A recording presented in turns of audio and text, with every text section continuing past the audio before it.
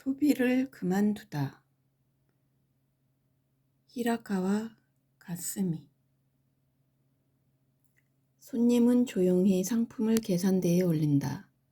계산기에는 가격이 표시되고 말 없는 점원은 말 없는 손님에게 상품을 건넨다. 우리는 점원의 얼굴을 기억하지 않고 점원도 우리 얼굴을 기억하지 않는다. 서로가 익명의 판매자, 익명의 구매자로서 상품을 교환한다. 사람은 무언가 물건을 보고 그것을 갖고 싶다는 생각이 들어야 소비를 하게 된다. 무슨 물건이 있는지조차 알지 못하면 사고 싶다는 생각도 들지 않는 법이다. 소비 대상으로서의 상품이 등장한 것은 1950년대 중반이었다. 그전에는 소비라는 행위도 소비할 대상도 존재하지 않았다. 그런 개념 없이도 사람들은 그럭저럭 살았다. 당연히 GDP는 지금과는 비교도 안 될 정도로 낮았다. 실질 GDP로 비교해도 지금의 10분의 1이 안 될 정도였다. 쉽게 9천만 명의 가난한 노동자가 살고 있었다고 생각하면 된다. 수입의 대부분은 식비로 나갔으므로 엥겔 지수가 상당히 높았다. 먹고 사는데 돈을 쓰는 행위를 소비라 불러야 할까? 그렇지 않다는 것이다 이 생각이고 이 책에서 말하려는 것이다. 이 책에서 다루는 소비는 살아가는데 굳이 필요하지 않은 무언가를 원하고 그런 욕망을 채우기 위해 돈을 벌어서 쓰는 행위를 가리킨다. 없이 살던 시대에 태어난 사람들은 생활 필수품을 갖추고 나면 쇼핑몰에 늘어선 상품 따위는 무의미해진다. 그래도 쇼핑몰에는 매일 상품이 쌓인다. 오늘날의 소비자들은 바로 그곳에서 필요도 없는 물건까지 사도록 부추김을 당한다. 똑같이 필요 없는 물건이라 할지라도 우리 어머니의 경우와 현대 소비자의 경우는 본질적으로 다르다. 어머니에게 그것은 2차적인 행위이고 상점과 사람들과의 친밀감이 우선이었으나 현대 소비자의 소비는 공허한 욕망을 물건으로 채우려는 것이기 때문이다. 현대인에게 소비는 채워지지 않는 생활을 반영하며 한편으론 정신적인 허기를 채우기 위한 보상행위로 변질된 것 같기도 하다. 우리는 이 소비병에서 탈출해야 한다. 주 5일제는 휴일이 1.5일에서 2일로 반일 늘어났을 뿐이라고 생각했는데 고작 반일분의 휴일임에도 사회적으로는 엄청난 파장이 일었다.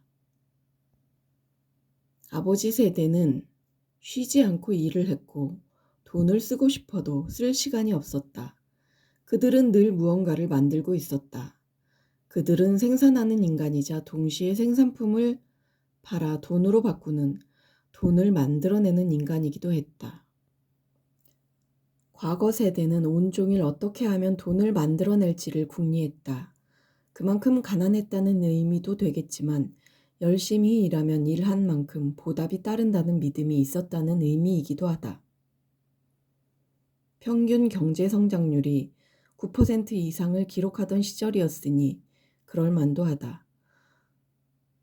전후 조금씩 형편이 나아졌고 개미처럼 일만 하던 사람들도 일주일에 하루는 쉬게 되었다.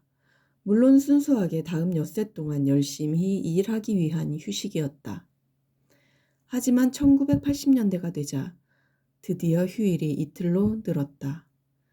예전에는 돈을 쓸 여유가 없던 사람들이 드디어 돈을 쓸 시간을 획득한 것이다.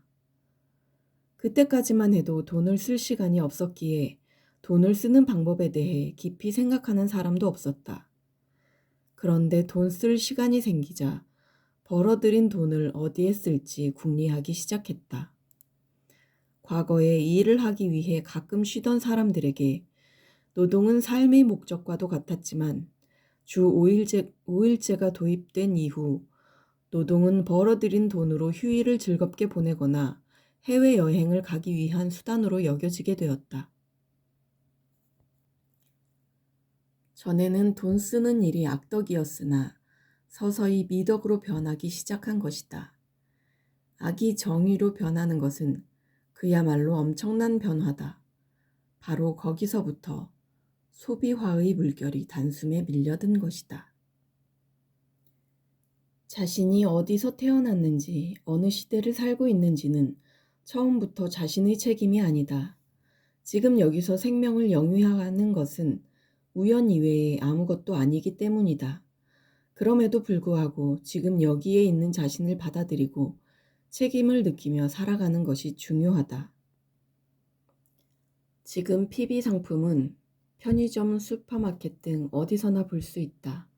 거대 소매점은 소매업이면서 동시에 대단히 강력한 소비자의 얼굴을 하고 있다.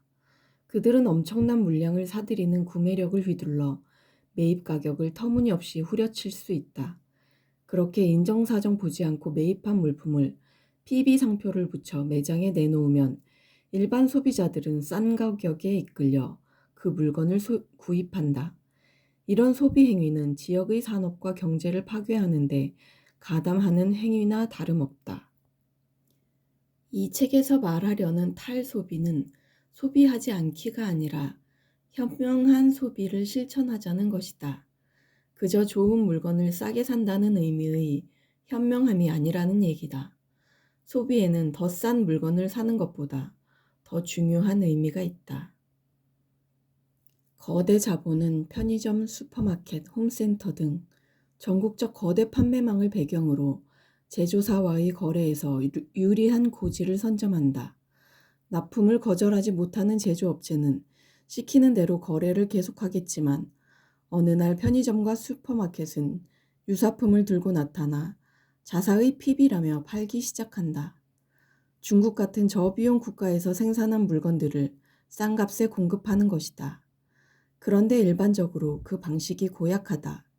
그래서는 안 되겠지만 원래 물건을 대던 제조사의 방식을 포장까지 베껴서 같은 진열대에 늘어놓는다. 게다가 가격은 한참 싸서 모르는 사람이 보면 같은 상품을 싸게 판다고 착각하게 된다. 그것이 PB의 수법이다. 소비자 입장에서는 같은 상품이 더 싼 값에 내 손에 들어오니 화낼 일이 아니다. 하지만 힘없는 제조사에게 이런 흐름은 생존이 걸린 문제다. 사기에 가까운 상술이 횡행하는 직접적인 이유는 시장이 포화 상태에 달했기 때문이다. 그래서 필요 없는 물건까지 억지로 사야 하는 상황이 벌어진다.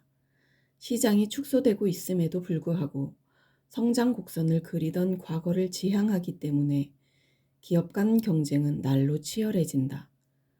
그래서 기업은 쪼그라드는 시장 안에 또 새로운 시장을 만든다. 그것이 바로 시장 창조다. 없어도 생활에 아무 문제가 없는 물건을 소비자의 욕망을 자극해 사게 하는 것이 시장 창조인 셈이다. 그러니 사기에 가까운 요소가 포함될 수밖에 없다. 정직하게 판매에서는 소비욕이 환기될 리 없기 때문이다. 소비자도 문제다. 대기업의 수법에 고스란히 속아 넘어가면서도 아무 문제의식 없이 카드를 긁어 빚을 내면서까지 물건을 사들인다. 대단히 심각한 문제다. 현금이 들어있어야 할 지갑에 카드만 칸칸이 들어있는 것이 과연 정상일까? 요즘 대학생들은 시간이 남을 때 스마트폰을 본다고 한다. 온 사회에 정보화 바람이 불고 있지만 내가 보기에 사회는 진전이 아니라 후퇴를 하고 있는 것 같다. 베스트셀러는 많이 읽지만 그것은 책을 읽는다기보다는 정보를 따라잡는 행위에 가깝다. 원래 책은 그리 많이 팔리는 것이 아니다.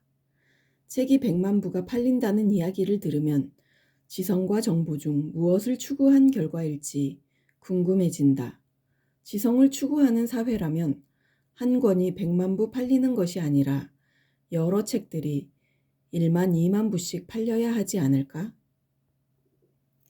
철학자 자크 라캉이 말했듯 인간이란 타인의 욕망을 욕망하는 존재다. 타인의 욕망을 모방한다는 표현이 이해가 빠를지도 모르겠다. 명품 가방을 탐내는 타인의 욕망이 나의 욕망을 유발하는 것이다. 하지만 타인의 욕망을 모방하기만 한다면 욕망은 재생산되지 않는다. 모두가 루이비통 가방을 들면 욕망은 충족되어 버리기 때문이다.